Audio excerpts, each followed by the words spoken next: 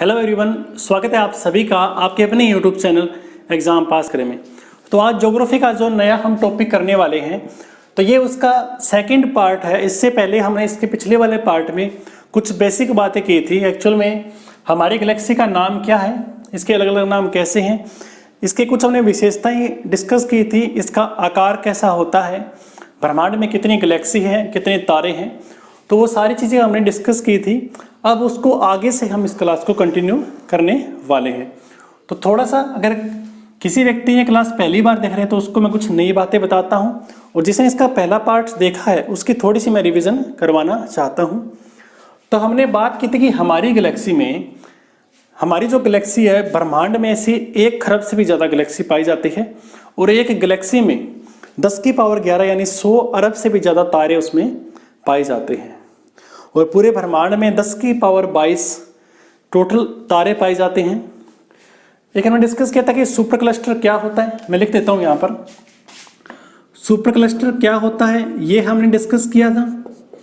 मैंने बताया था जब 2 या 2 से अधिक गैलेक्सी आपस में मिलकर एक ग्रुप बनाते हैं उसे हम सुपर क्लस्टर के नाम से भी जानते हैं। और हमारी जो मंदाकिनी है, हमारी मतलब हमारे सौरमंडल की जो गैलेक्सी है उसका नाम है दुग्ध मेगला या मिल्की वे। ये ऐसे 24 गैलेक्सी का एक सुपर क्लस्टर है। दूसरा, हमारी इसकी शेप कैसी है तो मैंने बताया था, इसकी सर्पिल आकार की शेप है, सर्पिल आकार की इसकी शेप है। एक गैलेक्सी जो होती है वो बेसिकली 3 प्रकार की उसकी शेप होती है, सर्पिल, दूसरा दीर्घवृत्तीय और तीसरा अनियमित। तो उसमें सबसे ज़्यादा जो मैक्सिमम जो शेप पाई जाती है वो सर्पिल आकार की पाई जाती है, लगभग 80%। तो हमारी गैलेक्सी का भी शेप कैसा है, सर्पिल आकार उसका है। तीसरा हमने डिस्कस किया था ये कितनी एरिया में फैली हुई है, तो ये 80,000 प्रकाश वर्ष में ये फैली हुई है। एक प्रकाश वर्ष वो दूरी होती है जब सूरज का प्रकाश 1 साल में दूरी तय करता है, और एक प्रकाश वर्ष की वैल्यू होती है 9.46 गुणा 10 की पावर 13 मीटर। ये इसमें इसकी वैल्यू होती है। तो ये हमने कुछ चीज़ें डिस्कस की थी। उसके बाद हमने इसको आगे इसका हमने एक शेप बनाई थी जिसको हम अभी कंटिन्यू करेंगे। ये हमारी जो गैलेक्सी है दुग्ध मेगला, ये उसका आकार है जिसे बोलते हैं सर्पिल आकार। तो उससे पहले कुछ आपको थोड़ी सी मैं चीज़ें बताना चाहूँगा जो एग्जाम में पूछते हैं कि हमारी जो गैलेक्सी है, जैसे ये हमारी गैलेक्सी है, इसके नज़दीक कौन सी गैलेक्सी है जो सबसे नज़दीक है हमारी आकाश गंगा की। मान के चलिए इसके नज़दीक कोई गैलेक्सी है, सबसे नज़दीक, उस गैलेक्सी का नाम क्या है, तो उसको बोलते हैं हम देवयानी। क्या बोलते हैं? देवयानी बोलते हैं, और इंग्लिश भाषा में बोलते हैं इसे एंड्रोमेडा। क्या बोलते हैं? एंड्रोमेडा।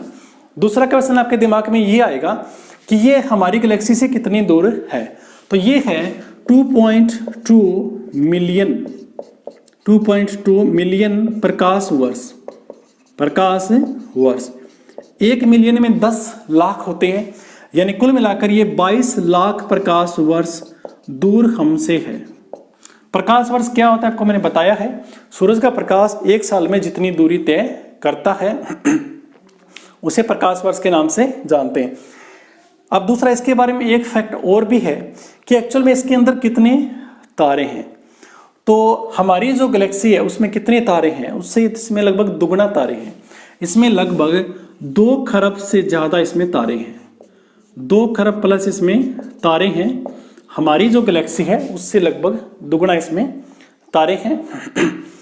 अगला क्वेश्चन ये आता है, एग्जाम में से पूछते हैं कि हमारी पृथ्वी से नंगी आंखों से, नग्न आंखों से दिखाई देने वाली सर्वाधिक दूर की वस्तु कौन है, तो वो है देवयानी, एंड्रोमेडा। तो ये आपको पता होना चाहिए, हमारी सबसे नज़दीक है ये हमारी गैलेक्सी के। दूसरा क्वेश्चन एग्जाम में ये पूछ लेते हैं कि अभी हाल ही में कोई नई गैलेक्सी का पता लगा होगा, उस गैलेक्सी का नाम क्या है, तो उस गैलेक्सी का नाम है ड्वार्फ गैलेक्सी। क्या नाम है? Dwarf Galaxy. ये नवीनतम गैलेक्सी है। कौन है? नवीनतम गैलेक्सी है, तो इसके बारे में आपको पता होना चाहिए। तो ये कुछ चीज़ें थी जिसके बारे में हम पहले पढ़ चुके हैं। अब क्लास को हम कंटिन्यू करने वाले हैं। आपको मैंने बताया था कि ये वो क्षेत्र है, इसको मैं साफ कर देता हूँ, हम इसको बिल्कुल बीच में लिखेंगे ताकि आपको मैं बड़ी शेप में चीज़ों के बारे में बता सकूं, ताकि चीज़ें आपको और ही ज़्यादा अच्छे से क्लियर हो सके। पिछली वाले क्लास में थोड़ा सा एक इश्यू था, वो ये था कि जब हम क्लास रिकॉर्ड करते हैं तो हम एक फोकस नाम की चीज़ होती है, वो हमें बिल्कुल यहाँ पर टिक करनी होती है ताकि जब मैं इधर उधर मूव करूँ तो इसका फोकस हटे ना। तो एक्चुअल में उस क्लास में वो करना भूल गया था, तो जब मैं ऐसे इससे दूर हट रहा था वो फोकस मेरे पर आ रहा था और यहाँ पर वो फोकस नहीं रह रहा था। तो अगर आप क्लास को थोड़ा सा आपको उसमें एडजस्टमेंट करनी पड़ेगी, बाकी इस क्लास में मैंने अच्छे से इस चीज़ का ध्यान रखा है। अब बिल्कुल सेंटर में हम लेकर चलते हैं। अब ये ऐसा टॉपिक है जिससे एग्जाम में क्वेश्चन बनेंगे ही बनेंगे, बनेंगे ही बनेंगे, ये कंसेप्ट है, इससे इनडायरेक्ट क्वेश्चन आपके एग्जाम में बनने वाले हैं। सबसे पहली बात, ये जो गैलेक्सी का जो मुख्य केंद्र है इसे हम किस नाम से जानते हैं? इसे बल्ज के नाम से जानते हैं। किस नाम से? बल्ज के नाम से हम जानते हैं। ये वाला जो क्षेत्र है, ठीक है, एक ये वाला जो क्षेत्र है, यहाँ पर हमारा सूरज पाया जाता है। जब सूरज होगा तो सूरज के साथ पूरा का पूरा सौरमंडल होगा, यानी कहीं ना कहीं हमारा ग्रह भी यहाँ पर कहीं ना कहीं उन 8 प्लैनेट के अंदर भी होगा। ठीक है। अब क्या हुआ कि कुछ चीज़ें आपसे एग्जाम में पूछेंगे कि नए तारों का जन्म कहाँ पर होता है, तो यहाँ पर होता है नए तारों का जन्म। सबसे बाहर वाली जो भुजा है वहाँ पर नए तारों का जन्म होगा। नए तारों का जन्म कहाँ पर होता है उसका मैंने एक टॉपिक करवाया था आपको, निहारिका के नाम से। किस नाम से? निहारिका, जिसे हम नेबुला के नाम से भी जानते हैं। निहारिका एक संस्कृत भाषा का शब्द है, निहार उससे बना है जिसका मतलब होता है कोई चीज़ ब्लर से दिखना, धुंधली दिखना। तो हमने डिस्कस किया था एक्चुअल में निहारिका क्या होता है, इसमें धूल और गैस के बादल होते हैं और जहाँ पर नए तारों का जन्म होता है। निहारिका कैसे बनती है ये भी हमने उस क्लास में अच्छे से किया था। अगर आपने वो क्लास नहीं देखी तो रिक्वेस्ट कि आपको यहाँ पर उसका लिंक मिलेगा, उस क्लास को आप देखिए, अच्छे से समझिए और फिर इस क्लास को कंटिन्यू कीजिए, क्योंकि ये सारे के सारे जो क्लास है वो एक दूसरे से जुड़ी हुई है। अगर आपको पिछले वाला टॉपिक नहीं आता तो हाँ ये टॉपिक आप समझ लोगे पर आपको टाइम लगेगा, इसलिए पहले इससे पहले जो क्लास आई आप उस क्लास को जरूर देखिए, फिर इस क्लास को आप कंटिन्यू कीजिए। तो जब नए तारों का जन्म होगा उसे हम क्या बोलते हैं? उसे हम बोलते हैं भ्रूण तारा। क्या बोलते हैं? भ्रूण तारा। आपको मैंने एक चीज़ और भी बताई थी जब हमने टॉपिक किया था कि निहारिका क्या है। निहारिका किसी भी गैलेक्सी की भ्रूण अवस्था है। जब वो कोई गैलेक्सी शुरू में बननी स्टार्ट हुई थी उसे भ्रूण अवस्था बोलते हैं। जब धीरे धीरे वो मैच्योर होती गई, विकसित होती गई, तो उसके बाद जो उसकी जो विकसित अवस्था होती है उसे हम गैलेक्सी के नाम से जानते हैं। तो ये भ्रूण तारा है जहाँ पर नए तारों का जन्म होता है। फिर क्या होता है, यहाँ पर जो नए तारे हैं वो धीरे धीरे ऐसे यहाँ पर समाते जाते हैं, इस वाले एरिया में समाते जाते हैं। यानी हमारा यहाँ पर सूरज भी मिलता है हमें, प्लस पूरा सौर मंडल भी मिलता है बीच वाली भुजा में, ये आपको ध्यान रखना है। और दूसरा, जो नए तारों का जो समावेश होता है, नए तारों का समावेश होता है वो यहीं पर होता है, इस बीच वाली भुजा में होता है, जो मध्यम जो घूर्णनशील भुजा है उसमें होता है। ये जो बल्ज होता है यहाँ पर जो मैक्सिमम तारे हैं, जो सबसे ज़्यादा तारे अगर कहीं पर पाए जाते हैं बिल्कुल पास पास, बहुत ही पास पास, तो यहाँ पर मिलेंगे। यानी यहाँ पर मैक्सिमम तारों का सहकेंद्रण आपको देखने को मिलेगा। अब यहाँ से आपके 2-3 पॉइंट क्लियर हो गए। पहला, नए तारे कहाँ पर बनते हैं? बाहर वाली भुजा में, जिसे हम भ्रूण तारा के नाम से जानते हैं। नए तारों का समावेश कहाँ पर होता है? बीच वाली भुजा में, जहाँ पर हमारा सन या सौरमंडल पाया जाता है। तीसरा, इसके जो मध्य बिंदु उसको क्या बोलते हैं? हम बल्ज के नाम से जानते हैं, जहाँ पर मैक्सिमम तारों का सहकेंद्रण होता है। अब एक बात बताइए मुझे, सपोज कीजिए ये सूरज है, क्या है? ये सूरज है, ऐसी इसकी कुछ शेप है, ये हमारी अर्थ है ना, ऐसी अर्थ होती है हमारी, ऐसे यहाँ पर एक्सिस होता है, नॉर्थ पोल और साउथ पोल। अब क्या होता है, हमारी जो पृथ्वी होती है जैसे ये पृथ्वी है तो ये खुद के एक्सिस के चारों ओर घूमेगी ऐसे, जैसे ये जो लाइन है ना नॉर्थ से साउथ, इसके चारों ओर घूमेगी तो ये टाइम लेगी लगभग 24 घंटे। 24 घंटे में ये अपने एक्सिस के चारों ओर घूम जाती है। दूसरा, ये इसके चारों ओर भी घूमेगी, जैसे ये अगर सूरज है ये हमारी अर्थ है तो ये इसके चारों ओर भी घूमेगी, तो उसमें कितना समय लेती है? लगभग 365 दिन लेती है।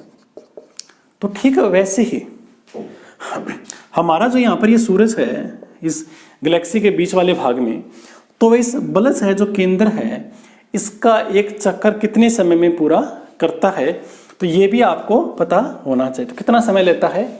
तो जैसे सपोज कीजिए ये हमारा बल्ब है और ये सूरज है, तो इसका चारों चक्कर कंप्लीट करेगा ये, तो ये लेगा लगभग 25 करोड़ वर्ष। कितने लेगा? 25 करोड़ वर्ष। दूसरा, इन दो के बीच में कोई डिस्टेंस भी होगा कि कितनी इसके बीच में दूरी पाई जाती है, तो वो दूरी है इसके बीच में, इन दोनों के बीच में 32,000 प्रकाश वर्ष। कितनी है? 32,000 प्रकाश वर्ष। प्रकाश वर्ष क्या होता है आपको मैं बता चुका हूँ। हमारी गैलेक्सी की जो फैली हुई है वो 80,000 प्रकाश वर्ष में फैली हुई है, और उसी गैलेक्सी के बीच वाली भुजा में हमारा सूरज या सोलर सिस्टम पाया जाता है, जो बल्ब के चारों ओर एक चक्कर 25 करोड़ साल में कंप्लीट करता है, और इन दोनों के बीच में डिफरेंस है 32,000 प्रकाश वर्ष। ये चीज़ें आपको मैं करवा चुका हूँ। अब कुछ चीज़ें और आएगी जो आपको सिर्फ एक बार सुनना है, उनका नाम याद रखना है। एक्चुअली में वो चीज़ क्या होती है, तो एक अलग से टॉपिक है जिसका नाम होता है स्टार्स, तारे। जब हम ये टॉपिक करेंगे तो उसमें हम डिटेल में वो चीज़ें करेंगे। यहाँ पर क्लास बहुत ही लंबी हो जाएगी। अब देखिए क्या होता है, सपोज कीजिए ये बल्ब है, क्या है ये? सारा का सारा क्या है? बल्ब है। बल्ब है, बल्ब समझते हो ना, गैलेक्सी के बीच वाला पार्ट। इस बल्ब के अंदर क्या पाया जाता है? इस बल्ब के अंदर पल्सर पाए जाते हैं, सॉरी क्वासर पाए जाते हैं। क्या जाते हैं? क्वासर पाए जाते हैं। स्पेलिंग होती है QUASAR। क्वासर क्या होते हैं हम इस टॉपिक में कंप्लीट करेंगे, पर एक बार सुन लीजिए कि बल्ब के अंदर क्वासर पाया जाता है, और क्वासर के बीच में, यहाँ पर बीच में ब्लैक होल पाया जाता है। क्या? Black hole. ये नाम आपने काफ़ी बार सुना होगा। हम तारे में कंप्लीट करेंगे एक्चुअल में ब्लैक होल क्या होता है, ऊपर से आपको चीज़ें मैं बताता हूँ। देखिए हमारी जो पूरी गैलेक्सी आज चल रही है ना, हमारी पूरी गैलेक्सी पर सोलर सिस्टम काम कर रहा है।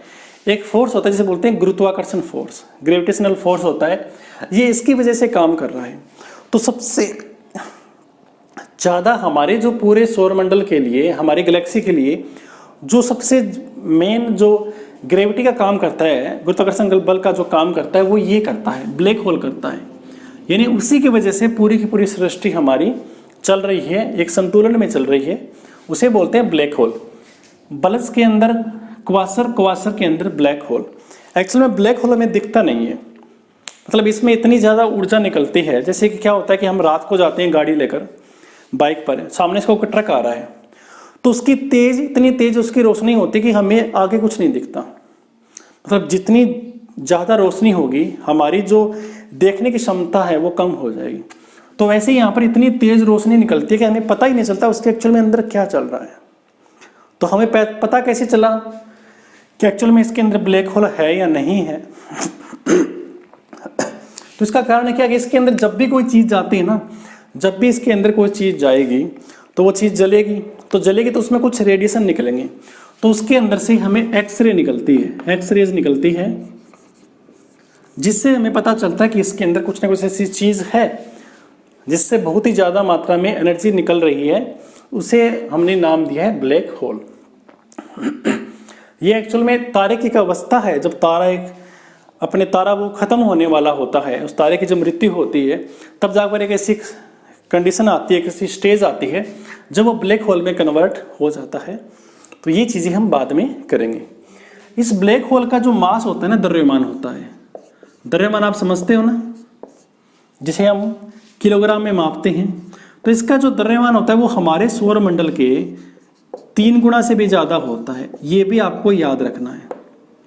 हमारे सौरमंडल के जैसा अगर हम 3 सौरमंडल लेकर चलें तो उससे भी ज़्यादा इसका द्रव्यमान होता है।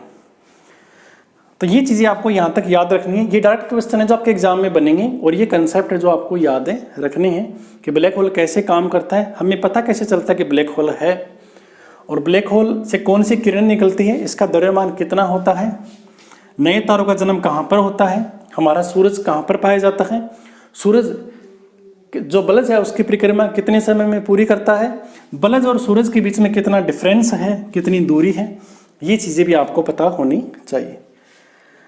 अब क्या होता है जब ये नए तारों का यहाँ पर जन्म होता है तो बाद में ये तारे धीरे धीरे बड़े होते जाते हैं और एक समय ऐसा आता है जब इन तारों में एक विस्फोट होता है जिसे हम रेड जायंट के नाम से जानते हैं।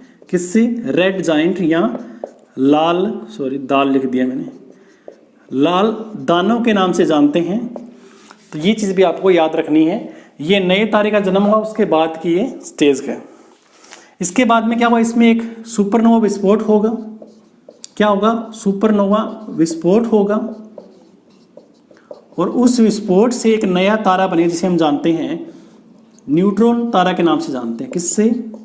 न्यूट्रॉन तारे के नाम से जानते हैं। ये तारे का पूरा अलग से चैप्टर है, उसमें हम चीज़ें कंप्लीट करेंगे। अभी आपको सिर्फ मैंने एक आइडिया दिया एक्चुअल में हमारी गैलेक्सी कैसे है, उसमें तारे कैसे बनते हैं, आगे तारे कैसे बढ़ते जाते हैं और तारों का अंत कैसे होता है। तो थोड़ा सा आपको मैं पूरा रिवाइज करवाता हूँ हमारी गैलेक्सी के बारे में। हमारे ब्रह्मांड में 1 खरब से भी ज़्यादा गैलेक्सी है। उस गैलेक्सी में 24 गैलेक्सी मिलकर एक सुपर क्लस्टर बनाती है जिसे हम मंदाकिनी या आकाशगंगा के नाम से जानते हैं।